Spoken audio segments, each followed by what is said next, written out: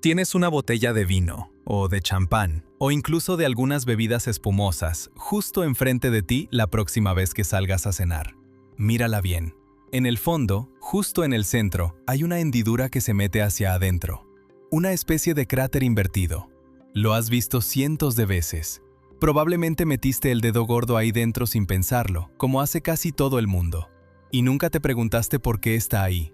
No es decoración, no es para que la botella se vea más elegante en la mesa. Esa hendidura tiene un nombre técnico, una función exacta y una historia que empieza en un lugar mucho más peligroso de lo que imaginas. Se llama punt en inglés o fondo cóncavo en español, y los primeros indicios de su existencia se remontan a la Roma antigua, cuando el vidrio se soplaba completamente a mano. En esa época no era una decisión de ingeniería. Era simplemente lo que pasaba cuando un artesano terminaba de soplar una botella y tenía que separarla de la caña con la que la había moldeado. El punto donde se cortaba quedaba irregular, así que el vidriero lo empujaba hacia adentro con una herramienta para dejar una base más estable y pareja. Una solución práctica para un problema de fabricación, nada más. Pero la historia real, la que explica por qué esa hendidura sigue existiendo siglos después con máquinas modernas que podrían hacer un fondo perfectamente plano sin ningún esfuerzo, empieza en Francia, en una región específica, con un problema que durante un tiempo pareció no tener solución.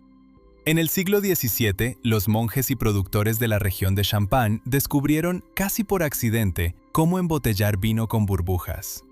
El proceso de fermentación dentro de la botella generaba dióxido de carbono, y ese gas necesitaba quedarse atrapado dentro del vidrio para crear la efervescencia. El problema era que esa misma presión, generada dentro de un espacio cerrado, era enorme. Las botellas de la época, hechas con vidrio más débil y técnicas menos precisas, explotaban. No de vez en cuando, constantemente. Las bodegas francesas perdían entre el 20 y el 50% de su producción cada año, simplemente porque las botellas no soportaban la presión interna y se hacían pedazos en las bodegas de almacenamiento. A esto le llamaban, literalmente, el vino del diablo, porque trabajar en esas bodegas significaba arriesgarte a recibir un fragmento de vidrio en la cara en cualquier momento. Los trabajadores usaban máscaras de hierro mientras hacían sus rondas entre las botellas apiladas, esperando el sonido de la siguiente explosión. La presión dentro de una botella de champán moderna, para que tengas una referencia, puede llegar a los 6 bares. Eso es aproximadamente el triple de la presión que hay dentro de las llantas de un auto. Toda esa fuerza empujando hacia afuera, en todas direcciones, contra un material que en el siglo XVII todavía no estaba diseñado para resistirla. La solución no llegó de inmediato. Tomó décadas de experimentación, de vidrieros mejorando sus técnicas, de ensayo y error pagado con vidrio roto y vino perdido. Pero una de las soluciones clave que emergió de ese proceso fue precisamente el fondo cóncavo. Una base plana, completamente recta, concentra la presión de manera uniforme en una superficie ancha sin ningún punto de refuerzo.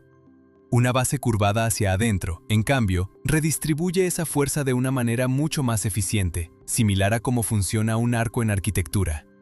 La curva permite que la presión se reparta a lo largo de toda la superficie cóncava, en lugar de concentrarse en un punto débil.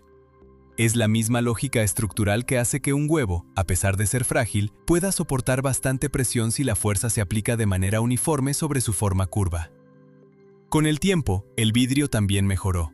Se hizo más grueso, más resistente, mejor templado. Las explosiones en las bodegas de Champagne se redujeron drásticamente conforme avanzó el siglo XIX.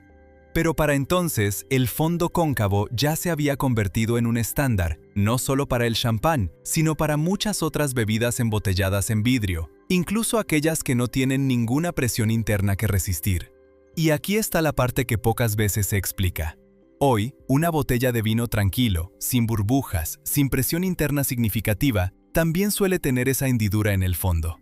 Y la razón ya no es exclusivamente estructural. Es una mezcla de tradición, percepción de calidad y un beneficio práctico que sí sigue siendo real.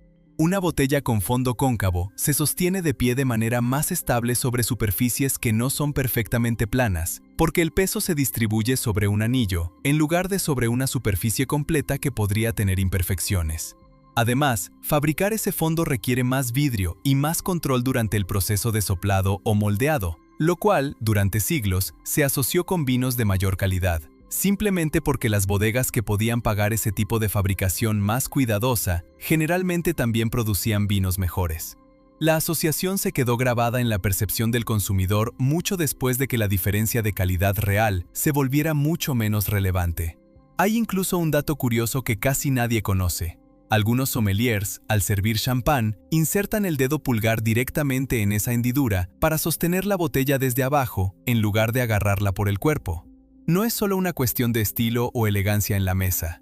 Mantener la mano lejos del cuerpo de la botella ayuda a que la bebida se mantenga más fría por más tiempo, porque el calor de la mano no se transmite directamente al vidrio que está en contacto con el líquido. Hay otro detalle que conecta directamente con esta historia y que tiene que ver con el grosor del vidrio en sí. Si alguna vez has sostenido una botella de champán junto a una botella de agua del mismo tamaño, probablemente notaste que la de champán pesa considerablemente más. Eso no es casualidad ni un capricho de diseño. El vidrio de una botella de champán puede llegar a pesar entre 700 gramos y 1 kilo, mientras que una botella de vino tranquilo del mismo volumen pesa la mitad o menos. Ese grosor adicional existe exclusivamente para resistir la presión interna y se distribuye de manera más gruesa precisamente en la base, justo donde está la hendidura, porque ahí es donde la concentración de fuerza es mayor cuando la botella está de pie. Curiosamente, esto generó un problema completamente distinto siglos después, cuando la industria del vino empezó a preocuparse por su huella ambiental. Producir vidrio más grueso requiere más energía, más materia prima, y genera más emisiones durante el transporte, porque las botellas pesan más. Algunas bodegas modernas han empezado a experimentar con fondos menos pronunciados o vidrio más liviano para vinos sin presión interna, tratando de separar la tradición estética de la necesidad estructural real. Pero el cambio avanza lento, porque buena parte de los consumidores todavía asocia, de manera casi inconsciente, una botella pesada y con fondo profundo con un producto de mayor calidad, incluso cuando esa asociación ya no tiene ningún fundamento técnico real detrás. Lo que empezó como una solución desesperada para no seguir perdiendo la mitad de la producción de una región entera de Francia, terminó convirtiéndose, 300 años después, en un símbolo de prestigio que sigue determinando decisiones de diseño, de marketing y hasta de sostenibilidad ambiental en una industria que mueve miles de millones de dólares cada año.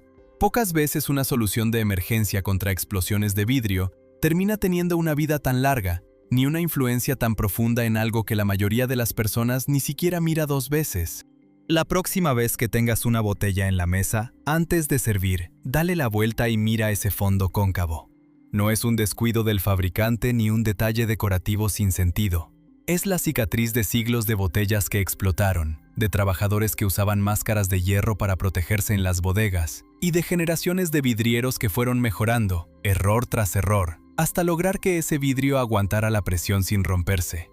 Una simple hendidura, una solución a un problema que durante años se llamó, sin exagerar, el vino del diablo, y que hoy sostienes entre tus manos sin pensarlo, cada vez que descorchas una botella en una cena cualquiera.